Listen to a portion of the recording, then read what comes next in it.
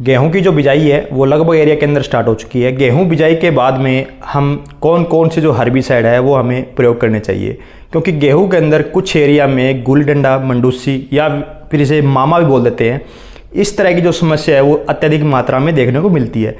अक्सर ये होता है कि जिस टाइम हमारा जो गेहूं है वो बालियाँ निकाल रहा होता है, बालियाँ तो लेट निकलती है लेकिन गुल डंडा जो है वो गेहूं से ऊपर आ जाता है, जिस कारण फार्मर को 3 से 5 क्विंटल की जो पैदावार है वो कम होती है और आगे के लिए जो बीज है वो ज़्यादा बन जाता है।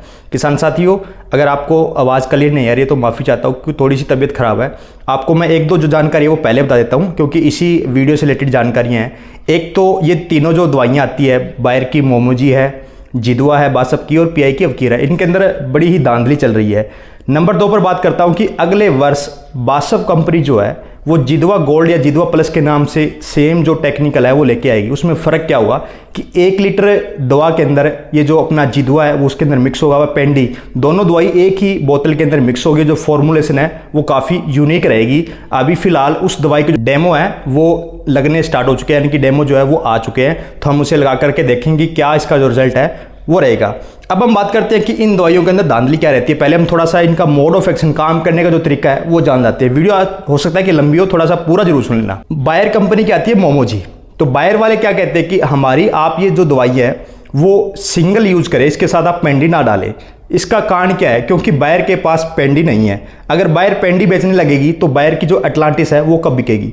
तो बायर वाले क्या कह रहे हैं कि बिजाई के 3 दिन के अंदर अंदर हमारी जो मोमोजी है 60 ग्राम वो आप 200 लीटर पानी के हिसाब से स्प्रे कीजिए और 20 से 21 दिन के बाद जब भी आप पहला पानी लगा रहे हो तो उसके बाद में जैसे पग रखा हो जाता है, यानी कि नमी जो है वो कम रह जाती है, उसके बाद में हमारी जो एटलांटिस है उसका आप स्प्रे कीजिए, यानी कि या तो पेंडी बिकेगी या एटलांटिस बिकेगा।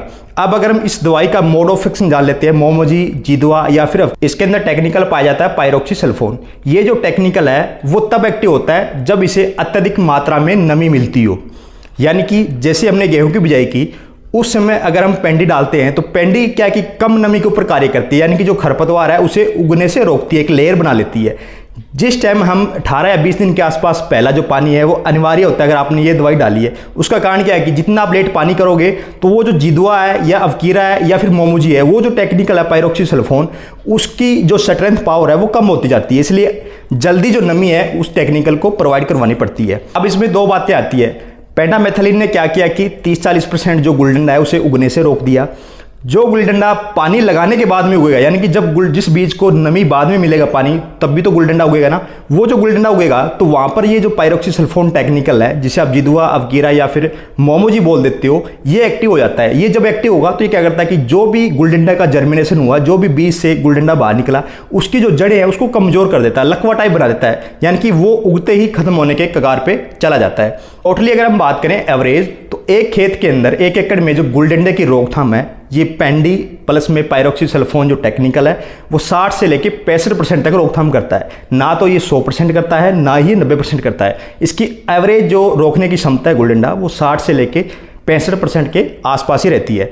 किसान साथियों, अगर हम बात करते हैं कि 30% गुल डंडा फिर भी उग जाता है तो आपने क्या करना है कि 30% अगर गुल डंडा उग जाता है तो जैसे ही आप पहला सिंचाई देते हो तो पग रखाओ, यानी कि मिट्टी के अंदर हल्की सी जो नमी है वो रह जाती है, उस टाइम हमें खाद यूरिया भी तो डालते हैं ना, यूरिया के साथ आप 200 ग्राम प्रति एकड़ के हिसाब से मैट्रीब्यूजन, जिसे आप सेनकोर बोलते हो या टाटा की मैट्री बोलते हो, इसको 200 ग्राम 1 एकड़ के हिसाब से 1 बैग यूरिया में मिला करके आप छिटा दे सकते हो। अब कई बार ये होता है कि उसका जो कलर है वो यूरिया के अंदर मैट्री का हमें अच्छी तरह से पता नहीं चलता कि मिक्स हुआ या नहीं हुआ।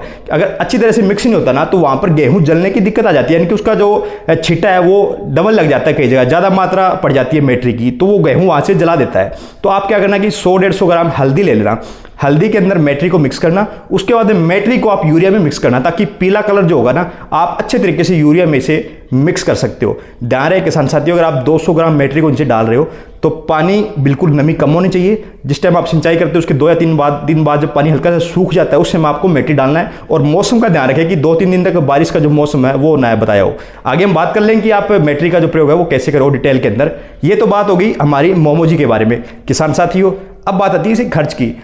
बायर वाले जो मोमोजी है वो साथ में पेंडी नहीं देते, तो इसलिए फार्मर को बोलते हैं कि आप मोमोजी को डालो, खर्चा कम आएगा। अवकीरा वाला जो सेगमेंट है उसमें क्या है कि साथ में 2 लीटर पेंडी देते हैं, तो वो 2500-2600 रुपये के आसपास आ जाता है। यही जो कॉस्ट है वो जिदुआ की पड़ जाती है, क्योंकि वो भी साथ में स्टॉप देते हैं। अगर आप अपनी कॉस्ट को घटाना चाहते हो आपने क्या करना है कि या तो आप मोमोजी ले लो, उसके साथ आप 1 लीटर पेंडी किसी अदर कंपनी का ले लो, वो 500 रुपये खर्चा है, 450-500 रुपये का खर्चा आता है, दोनों को मिला के कर दो। यानी कि आपको पेंडी जरूर यूज करनी है। अगर आप ये पायरोक्सीसल्फोन अवकीरा वाला अगर आप सेगमेंट यूज कर रहे हो तो उसमें आपने जरूर यूज करना है पेंडी। 2 लीटर मत करो, 1 लीटर कर लो, आपके 500 रुपये तो बच जाते हैं ना। तो ये नहीं है कि आपने 1700-1800 रुपये तो खर्चा कर दिया, आपने पेंडी साथ में डाली नहीं है, तो उस चक्कर में आपका जो रिजल्ट है वो करीबन 40% ही रह जाएगा, वहाँ पर 65% नहीं आएगा। वो जो रिजल्ट है वो 40% रह जाएगा वहाँ पर, फिर हमें 20% गुल डंडे को रोकथाम करने में परेशानी आएगी। अगर आप खर्चा कर रहे हो तो आप अच्छे तरीके से खर्चा कीजिए। आखिर में हम बात करते हैं कि अगर आप किसान साथी चाहते हो कि मैं आपके लिए फेस वीडियो बनाऊं जिसके साथ आपके साथ एक अट्रैक्शनशिप बनी रहे, आपको वीडियो जो है वो अच्छे तरीके से मैं समझा सकूं, तो कृपया करके कौन कौन से ऐसे फार्मर है जो सहमत है कि आप सर फेस वीडियो बनाइए, हम आपके साथ हैं। तो अगर आप ऐसा मुझे मोटिव करोगे तो मैं आपके लिए नया जो तरीका है वीडियो बनाने का वो जरूर लेके आऊँगा, क्योंकि फेस वीडियो के अंदर मैं काफ़ी सारा जो खर्चा है आप लोगों के लिए वो करने वाला हूँ। ये नहीं कि सिंपल आया आपको फेस दिखाया और 4 बातें बोल दी, ऐसा नहीं है।